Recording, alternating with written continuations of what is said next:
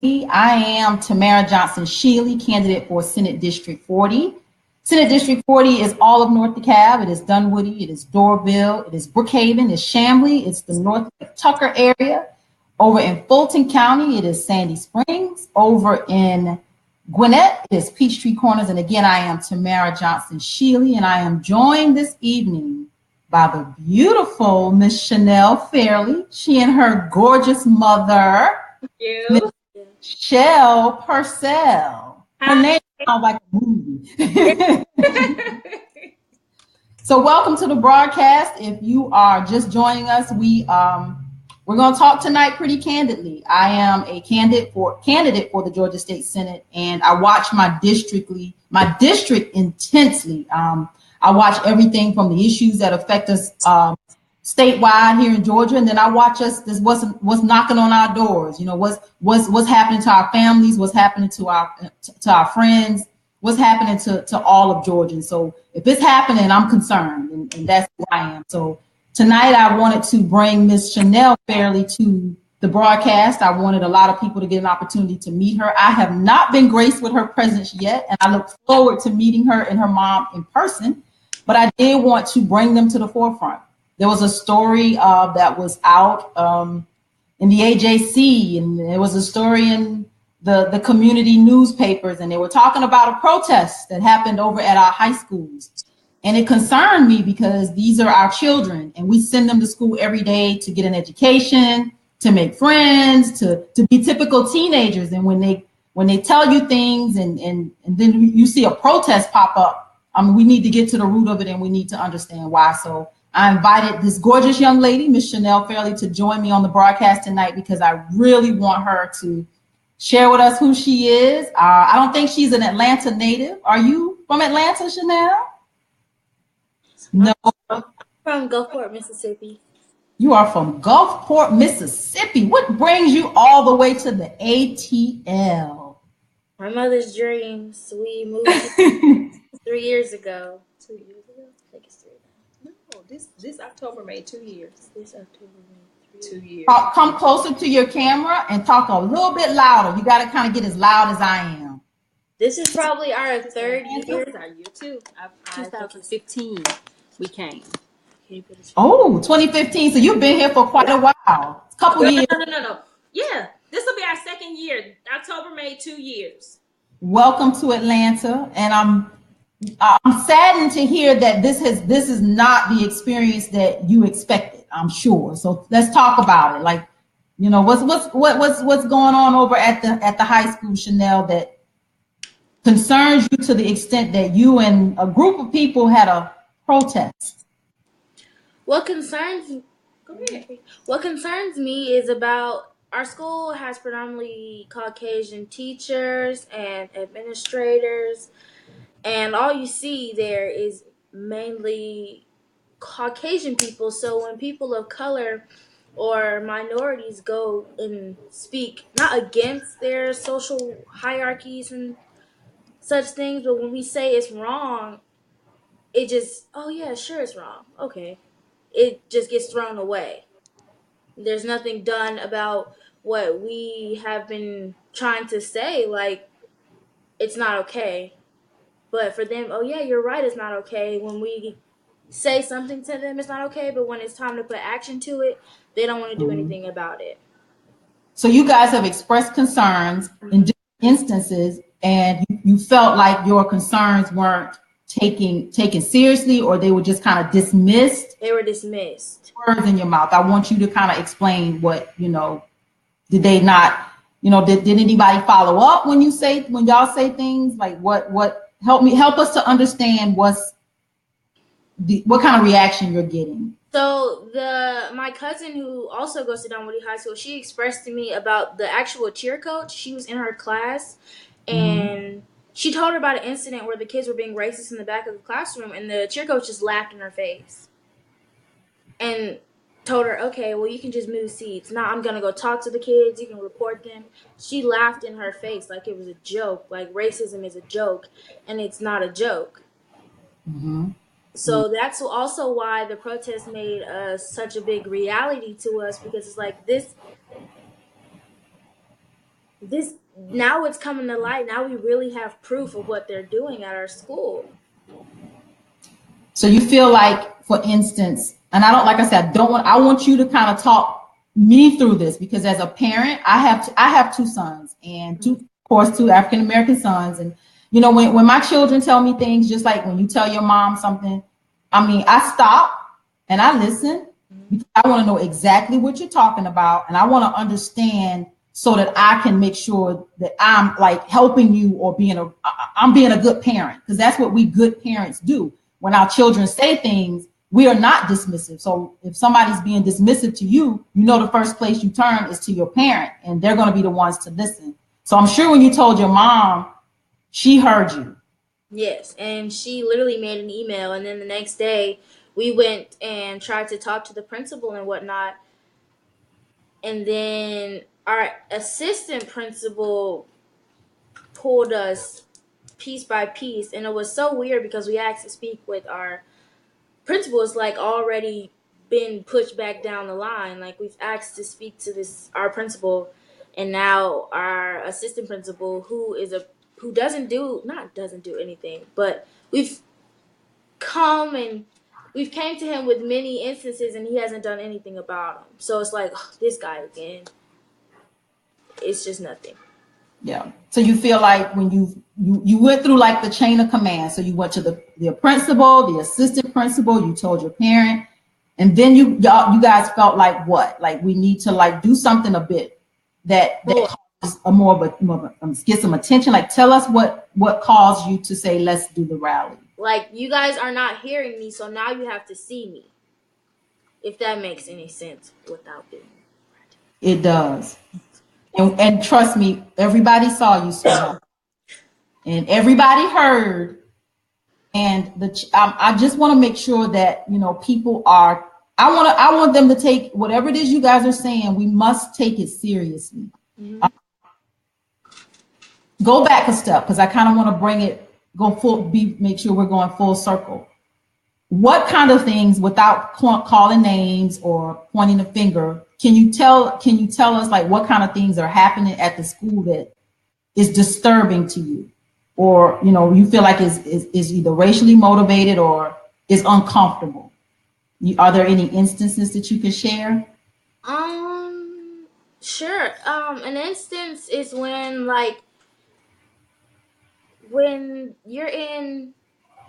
you're like the only Black or Hispanic kid in the classroom, and they always ask you, oh, so how does the Black person feel about this issue? Like, they look to you for an example of the Black community. I don't think that's right, but I also don't want them to put their own opinion into it. And now their words are, oh, the words are changing. It doesn't mean such things anymore. Stop being so pro-Black. Like, chill. And that's from the Black community as well. They just let it go. Like, oh, those are my friends. They don't mean it in such negative ways. Okay, those are your friends, but there's a line of respect that you just don't cross. So let me ask you, now that you guys, tell me what kind of reaction you got from the protest. Like, you know, was there any follow-up from your teachers, from the administrators? Like, what came out of the protest? Oh, you're wrong. You handled it the wrong way. All I'm just gonna say, all of my white friends, they were like, oh, why'd you do the protest? Now you're making everybody look racist. I actually had people stop talking to me. And I know not everybody's racist, but it's too many. It's too many of them at our school. Not even them. It's too many racists at our school for us to be one. That's our quote. We are one. If we're really one, we shouldn't use words and be discriminating to the other ones, if that makes sense. Yeah. So did you have any of your Latino friends or any of your white friends that have like come to you in solidarity and said, you know what, I stand with you in this? Yes. Talk about that. Tell us about that. So I have my Hispanic on Snap. That's my outlet. Snapchat is my outlet. I have people just text me randomly. Like, people I don't even know have added me since the protest. I had maybe 50 people like add me, and then the day before the protest, I had literally all of the white cheerleaders are in the photo. they literally added me to see what is she gonna do next. Da, da, da, da, da, da. So it's almost as if they're watching me. And You think they added you to befriend you, or you think they just added you just to kind of see what you're. just to kind of watch. And I have my Snapchat set up to is if y'all can watch my stuff, but I'm not gonna add you back until I want to add you back, if that makes sense. Well, I'm gonna tell you, I'm one of these moms where I'm like Snapchat illiterate, and I tried to get my son to help me understand Snapchat, and he said he wasn't because I think he thought I was gonna try to follow him or something. So Yes. I don't understand Snapchat, and so you may have to break it down a little bit more for people like me and your mom, who don't really understand Snapchat. So when you can see somebody but they can't see you, how does that work? If you add me on Snapchat, I can friend you, block you, unfriend you. And if I unfriend you, you can still see my snaps. But if I friend you, you'll have to keep refreshing your page. Just depends on if you're private. My page is private. So you have to wait till I add you back for you to really see it. Okay. So when these people are watching you, they're only watching you based on what you allow them to see. So they can't see everything you're doing. They just can see what you say they can see. Am I And halfway right? If I switch my account, everybody can see it. Everyone. I can have it on everyone, my friends only, certain people, one person can watch my snap. It's just how I feel. Like majority of it's on everyone. But yes. Okay. So so basically you have this audience of people, basically your peers at your school that are like more or less watching you to see what's next or what you're doing and what's going on. How do you feel? Do you feel kind of targeted now, or how do you feel with all of this attention? Because this is a whole nother level of attention for you. I feel as if now I have to watch what I say more often because now it's like now I have all these different kind of people following me, so it's like, oh, I can't say this or I can't say that. I can't post this without people getting offended. I can't post this because it's all about what you post and what you say and how you say it. I don't know. You're understanding that you have to be just as careful as you're asking other people to be, and you're mindful of that. And for that, I can say that's maturity. So in this process, not only are you learning, you're teaching other people in the process. Yes. Oh no, you should post that. You're gonna that's a tweet or something. See, I'm not that hip cool mom, but I'm trying. So I'll just say this. Go ahead. All of that to be mindful of what you post because, like we saw from the tweet, how it reposted that many times, stuff like that. With the dumbest tweet can not even the dumbest tweet to compare it to that tweet, but simple things and big things can go quick because it's the internet. Yes, yeah, and you're mindful. So for that, I can say as a mom, and we appreciate that. And then as a young adult, that is the rest of your life. So you're learning that now. So I'm very proud to hear you say that. So what would you like to see happen next, Chanel? Like what do you want to see now that this protest has happened, and now that you have this audience of people that are watching you, and what would you like to see happen? What would you like to happen next? I just want people to be mindful of what they say. Not everybody is racist or discriminating to other races, but even how things can be taken out of turn, yes. But I would like to see some change, not even in just the Caucasian community, the Latino community, and the African American community as well. Like, don't just let things slip. If something is said and you don't like it, say something about it. Because that's where people think they can continue to be disrespectful to you and continue to be rude because you let it slip one time. And now you have all these people slipping, and now it's just a big mess and it's gotten out of hand. Yeah. And if you tell this one person to stop, they're going to be like, oh, but you didn't tell them to stop, or but you didn't tell this person to stop when they did it. Okay, but I'm telling you to stop. So I just want people to be mindful of what they say and what they do and what they write, what they post and tweet and crop and everything. Do you think if you had to like ask yourself, do you think that there's like a lot of kids at the school now that understand why this happened and why this was important? Do you think they get it? What are your thoughts there? I don't think they get it. I still think they think it's dumb. But that's because they haven't been in that position to where they are that girl cropped out, or they are that student who's been called out of their name, or they are that student who gets in trouble for being them in such sense. They're not. Because they haven't experienced what you did, Yes, haven't had the experience of being discriminated against, that they don't understand. Is and that I'm not even gonna say I don't understand. Like I that got they don't understand, not you don't understand. The people that don't get it, I'm saying they don't understand because they've never been discriminated against. yes, and I got it more from the male Caucasians than the females. The females they don't say anything, but you know how the male Caucasians are. They're so headstrong and they don't want to listen. They just think, oh, this is wrong. Everybody's racist. That's dumb. Da, da, da, da, da. But it's not. So I just let them have their opinion. This my friend. His name is, I'm not saying, but he wanted to have a literally debate about this protest. He pulled up statistics, pictures, everything. Like, no, I'm not saying it's you, but I'm saying it could be people like you, your friends. Tell them, hey, chill out. You're being racist. Don't laugh it off. Because look where it's gotten us. Another protest. Yeah. So what would you like to see come out of this? I would, as a parent and as a mom, I would like to see there be some sort of, just me personally, it's like, how do we create some sort of unity?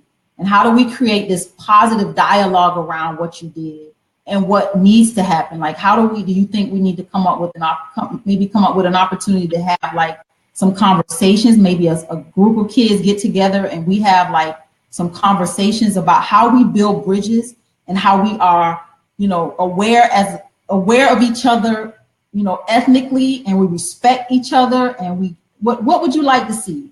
I want to help you because I think that people don't understand this. And I think you're now in such a pivotal situation and in a pivotal position that you can make a huge difference that I don't think you even understand that you can do yet. I think it doesn't even start with the children because I think it starts with the parents. Your mom and dad teach you to hate and all of that. I think it should be parents and students of not even just regular kids. Like there's a difference between regular and the social hierarchies at our school. People on the football team, they need to come out. The cheer team, sports, the average 101 in high school, the popular kids, because they set the trends. And I think it just starts there. Like, we should have a talk because that's where it'll come together with a talk, a sit down. But it should always change. Like, not the same people every time. Here's something new every meeting, a new person every meeting. Some sort of group where we start to I started a Facebook page some time ago called Acknowledge the Divide. Because I think when we start talking about our differences and we start getting to the root of those differences, we realize we're not different at all. Like the same air you breathe, the same water you drink, the same feelings you have, the same world you live in, we're all living in the same world. So the divide to me is really not necessarily a divide. It's kind of like, no, it's made up. It's it's like this force and it's intentional that we are separated, but we're really all the same. Mm-hmm. I completely agree. I applaud you, young lady. I hate that as a 15-year-old that you've had to experience something that, we as adults are still trying to work out. As parents, we're still trying to work it out in the world. As grandparents, as great grandparents, we're still trying to work out these race relations, and we're still trying to work it out. You've inherited something. It's not your fault, baby, and I'm sorry that you've had to endure whatever you've endured. I'm sorry. But I just know that now in your generation, you have an opportunity to create some dialogue. And if I can be a resource to you and your friends, and we start to have these talks and we figure out how we as a people, Black, white, Hispanic, Latino, Asian, whatever you are, that we start to work together and we become one. Because this divisive nature that exists around us right now, this is not who we are. And this is not what I would like to pass on to you. Mm-hmm.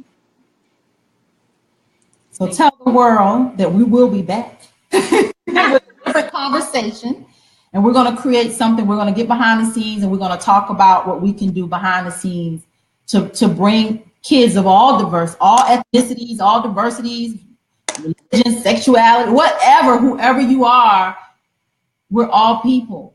And we're going to start to figure out how to bridge that divide and get beyond this, because this is not the world that I want to pass on to you, baby. I don't. And thank you for reaching out. It means a lot to know that, someone else heard what they were saying, because even as a parent, sometimes you feel helpless with what you can do, because we're not living what our children are living at school. Like when we were in school, we did not have half the problems that the young people today have. Like, it is so much going on in the world that they live in at school. So I just, it's disheartening to know that when your child leaves home, that you have to pray a real strong prayer for them and everybody they come in contact with, to make sure that they come home, to you, and it's unfortunate. And I personally will continue to support anything that Chanel and her friends want to do in a positive note, to have those conversations. And they are uncomfortable conversations. And as a parent, it is going to take someone from all of these different ethnicities to sit down and just say, let's stop and work together. I want you to understand why my child feels this way. Because if this was your child and your child came home and told you that somebody did this to them, you would be me, Facebook Live at a protest to support your child. So you're right. Don't be dismissive. They're allowed to have these feelings because they're living these feelings. And the truth of it is they're living it because that's what you taught them back at the house. So don't be shocked and like, oh no. Oh yes, because this is what you've trained your child to do. Because if you put a bunch of brand new kids, babies 2 and 3 years old, in a room of all different colors, they're playing together, they're sharing, they're having fun, they're hugging. I used to work as a kindergarten teacher's assistant. I saw that love. But as kids got older and they had to listen of the hatred and things that are poured into them, because you're supposed to do what your parents say. So that's when they change, when you start teaching them these things. But when they're babies, they're hugging and kissing on each other. They don't see color. This is something that is being taught to them. So as parents, we have to step in and say, you know what? What my parents and grandparents taught me, that was wrong. And so I will not teach my children these kinds of things. So, and some of these parents, and you know this, Mom, that some of the parents, we may not reach them to the capacity that we would like to. They may not get it. But if we can have some children that will come to and have a dialogue with us, and maybe they'll be the next generation to change. Because some of the parents, Mom, we might not reach them, and it's okay. But as long as we reach the children, and they understand that this world is about love and loving each other, and it's the divisiveness and the hate. We're better than that. We're better than that. So I applaud this young lady. When I saw the story, I knew I wanted to reach out. I told you, Mom, that I was like, I am finding who this girl's parents are. So I went on a scavenger hunt on social media to find Mom and found Dad. And I was like, I want to know who this is and what this was all about. Because when children say things, we can never be dismissive. And I just applaud you, young lady, for taking a stand and doing something that, you know, we have to have a conversation about it. So I applaud you. I applaud you. So I will be reaching out to you and Mom, and we're going to schedule some time together. We're going to talk about what we can do to create some conversation and invite some young people out like yourself and their parents that want to participate in this kind of dialogue. And let's sit down and let's talk about what we can do to build bridges and make that situation, you know, turn this whole thing around and get people talking, getting us away from the negativity. We look forward to it. She said, sounds good to you? I say yes. Well, she can't hear you. Oh, Gary. yes. Baby, you talk so soft, but I heard that loud voice on that Facebook Live. So I know you are not as soft spoken as you are right now. I know you got a big voice on you. So I look forward to meeting you in person. I look forward to meeting Mom, and let's create some dialogue and let's invite other people to the table and let's build bridges and let's make this district and let's make this community and let's make your high school a better place for everybody. How about that? Yes. We look forward to it. We look forward to it. Thank you, Facebook family. Share this video. Again, I am Tamara Johnson-Shealy, candidate for Senate District 40. Good night. Good night. Thank you. Thank you.